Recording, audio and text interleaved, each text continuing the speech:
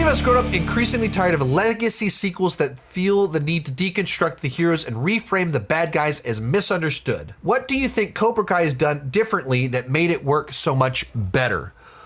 Well, it almost kind of does the opposite, to where it certainly does a element of reframing Daniel LaRusso as the actual victim, but it also does it kind of as a joke. Like, you don't actually see that and go, wow, Daniel is such an evil guy. You just see Johnny's perspective.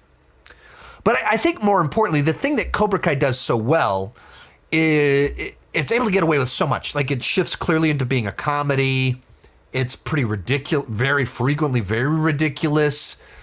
But at its core, it's tackling and touching the exact same themes and ideas that were timeless in the original Karate Kid, and they're timeless still.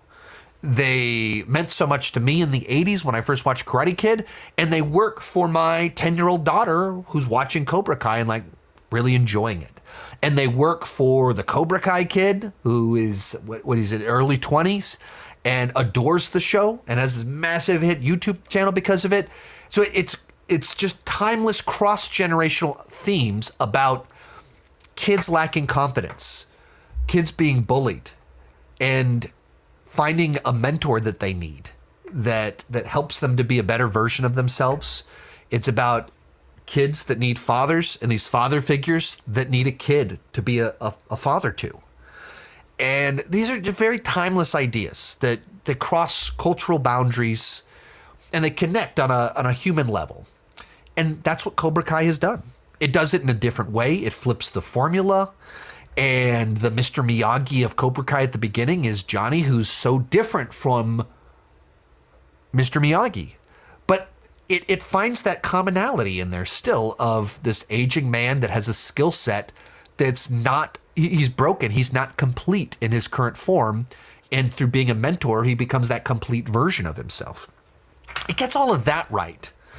And it doesn't, even in the ways that it does tear down, it doesn't really do any deconstruction.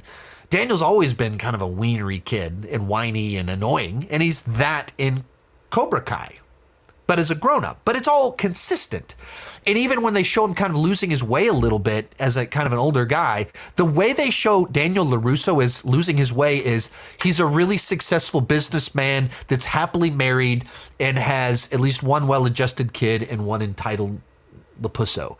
But like, that's him like at his low point or whatever. Like, that's him lost his way. And then he, gets pulled into his karate rivalry and he does some like impulsive things, which he always did. He was always like that. And so it's able to it goes back to the core, the heart, the emotion that always worked, that always made people connect with it. And then just puts it a different skin on it. It brings it to a new time period.